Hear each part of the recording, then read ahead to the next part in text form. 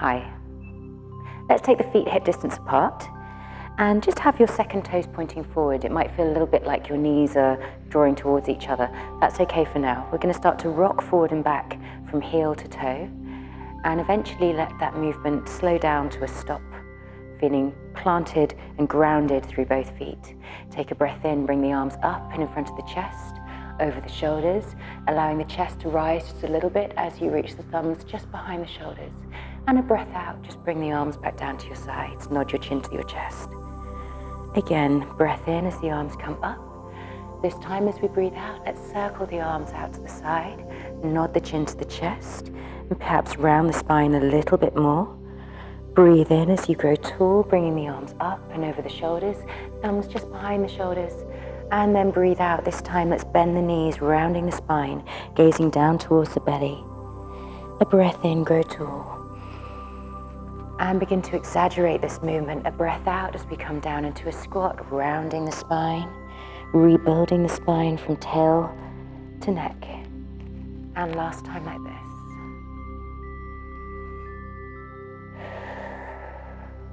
So now let's leave the arms in the air. Let's take your right hand down by your side. Your left leg steps behind your right and take a reach over to your right.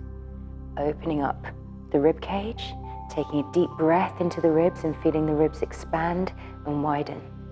Press your left heel down into the floor. And then we can come back to the center and change sides. So right leg steps behind the left. Right arm reaches up and over the shoulder. Feel how the ribs expand, and now breathe into the rib cage to really help to encourage that breath to come deeper. Lovely. So we're going to take our hands onto our hips. Our feet are just a little bit closer than hip distance now. I'd like you to rise up onto the toes, onto the balls of both feet, and then slowly lower the heels. And we'll do that twice more. Start to feel more and more length to the fronts of the legs. Feel the kneecaps lifting as you engage the quads on the front of the thighs. Now this time we're going to raise the heels, then bend your right knee, let your left heel drop down towards the floor. And now switch. And you can see that as you rise up onto the toes, you're going to grow taller. Your head is lifting, bobbing up and down like a duck. This time, can we keep the head still so all of the movement is coming through the ankles, knees and hips? The pelvis is nice and stable. If you want to, you can come down a little bit lower now. Challenge yourself a little more. Perhaps even take the hands in front of you in line with the shoulders and the hips, coming down to your lowest point. And then start to make your way back up. Lovely. And we'll come all the way up to stand. Now let's step our feet nice and wide, with the toes turned out to a comfortable position for you. The hands can slide down the thighs as you breathe in and come down into a nice low squat, feeling a stretch through the inner thighs. And then breathe out as you come back up. So it's up to you. You can have your hands on your thighs, which is nice and easy. Makes you feel a little bit more supported. Or if you want to challenge yourself a little further, take your hands behind the head. Breathe in as you come down. Breathe out, engaging the core as you stand. And let's just do two more like this. Try and keep your shoulders nice and relaxed. Try and keep your elbows nice and open if this is what you're doing. And last time here. Well done. So you'll see that I have my lovely little teacup. Feel free to do this next exercise without anything at all, or if you want to challenge yourself, you could hold a weight. So we're going to stand in a comfortable position for the legs with the knees nice and soft. We're going to hold our cup or our imaginary cup in our hand, and then we're going to tuck that cup underneath the shoulder, pulling the hand towards your belly. Once you're there, stretch out the arm, circle the arm in front of your head, over the head, behind the shoulder, and then we come all the way back to where we started. Let's go again. So tuck the cup under the arm, reach it away. Now begin to circle up and over the shoulder and back to where we started. Let's make this a little bit bigger. So if you want to, step your feet a little bit wider. Stretch the arm away. Now use your body to reach the cup as far away as you possibly can. Circling all the way around in a really natural movement. We can go again. exhaling as you reach the arm behind the head, helping you to engage the tummy muscles and prevent yourself from bending back too far. Let's try one more like this. Don't worry if you're not getting this the first time or the second or third time. It takes a little while to get sometimes. So we'll stop there. Let's reverse the movement. So this time you're going to present your cup to me, circle the arm out to your left side, behind the shoulder, up and over the head, all the way back round, then that goes underneath the arm, and we're back to where we started. Circle away. Let's make the movement a little bit bigger if you've already mastered the arm movement. Back underneath the shoulder and back to me. We can exhale here as we circle the arm behind the shoulder and inhale as the arm comes back underneath. We can make this movement bigger with a bend of the knees. And let's just try 2 more like this.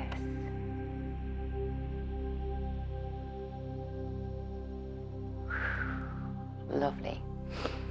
Fantastic. So, switch hands.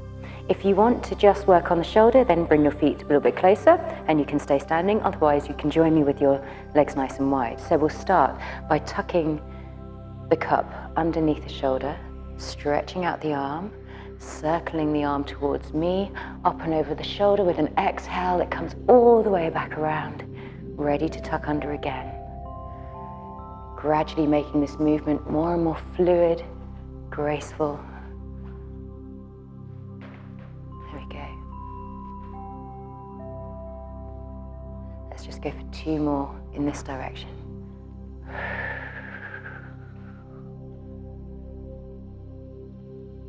And now we're ready to change. So present the cup to me, reach it out to the right hand side, perhaps a bend of the right knee.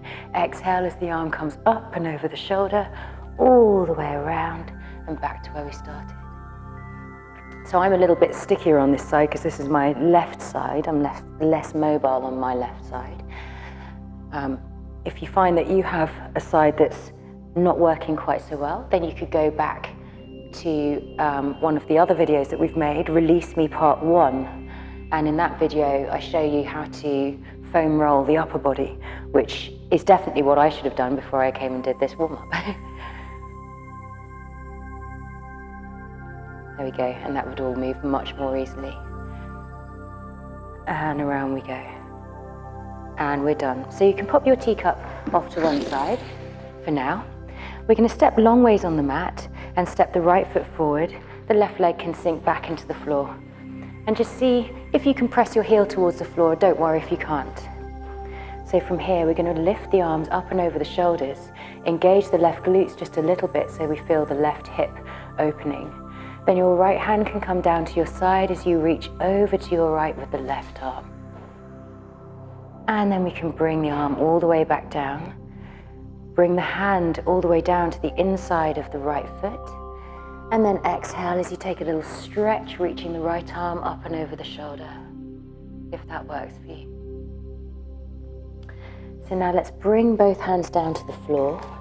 We're going to step the right foot back and immediately lift it into the air behind us. So now we're in arabesque or a 3-legged dog, whichever you like to call it. So let the knee turn out, the right knee and the toe, and then bend your right knee so that your heel is trying to touch your left glutes. And now let's rock forward on the hands so that we can rest the right knee on the ground just in front of you. From here, the left leg is going to swing over to the right hand side. The toes are tucked under here. We can turn and look over the right shoulder and then press that heel back. You may feel a nice stretch through here and across and into the glutes. You may not. Either way, this will be giving you a nice fascial release through the left side. So now we can step the knees side by side again. Let the heels press back into the floor and then walk the hands towards the feet. The knees can soften, we can take a breath. And then as we exhale, we can rebuild the spine with a nice, loose, relaxed neck. We come all the way back up to stand. Let's step the feet back again. Step forward with the left leg this time. The right heel is going to sink back into the floor as much as possible. And exhale as we lift the arms in front of the shoulders, up and over the shoulders. The right glutes engage, and we can feel the right hip flexors just giving way. Now the left hand can come down to the side. We can take a reach over to the left, opening up the right side, perhaps even bending that front knee a little bit more. And now we can windmill the arm down towards the floor, bringing the right hand to the inside of the left foot. And then as you exhale, reach the left arm into the air, looking up towards the fingers. Drop the hips a little if you want. And now the left hand can come down to the ground. We're going to step the left leg back and immediately lift the leg into the air. Sink your right heel down into the floor. Take a moment here. And then when you're ready, turn the knee and the toe out to the side, changing that stretch on the inner thigh of your standing leg. The knee can bend. See if you can touch the heel towards the bottom of the right leg, or the glutes of the right leg, bottom cheek. And now slowly and easily bring that left knee down to rest. The right foot swings over to the left side, the toes tuck under, the heel pushes back, look over your shoulder, and see if you can create that stretch in the right side. Well done. So now we can bring the knees underneath the hips. Come onto your knuckles if you feel like your wrists are getting a little bit tired. I'd like you to take a breath in as you lift your chest, lift your tail, slide the shoulder blades down the back, and then as you breathe out, the tail tucks under. We begin to round the spine from tail to neck until we're gazing down at the knees or between the legs. And again, a breath in as we open up the front of the spine, making space between the ears and the shoulders, and a breath out as we begin to curve the spine like a cat, feeling that articulation coming from the pelvic floor. And one more time like this. So now, keeping your tail tucked under, keeping your gaze towards the knees, walk both hands over to the left side of your mat. Let the right hand walk a little bit further, and then you can sit your hips back down towards your heels into this little curved child's pose. Again, taking a deep breath underneath the shoulder, into the back of the rib cage, and into the right hand side. And then we can come back to the center of the mat. Round the spine again, walk the hands over to the right. This time the left hand walks further, and then we can sit the hips back towards the heels. Take that little stretch there.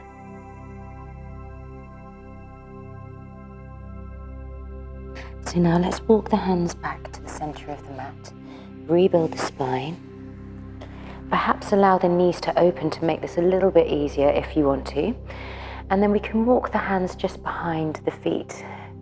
Taking a breath here first. Exhale as you press the hips into the air, opening up the chest, gently stretching the quads and extending the spine. Just be careful not to let your head drop back too far. And then the hips can come back down towards the heels. Staying on your knees now, bring the arms up and over the shoulders as you breathe in. As you breathe out, holding both elbows, we can reach over to the left-hand side. Let the body circle over the thighs. Breath in here. And then out as we come all the way back up to sitting. And let's reverse that one time. Exhale to the right. Inhale forward. And exhale up through the left. And you're ready.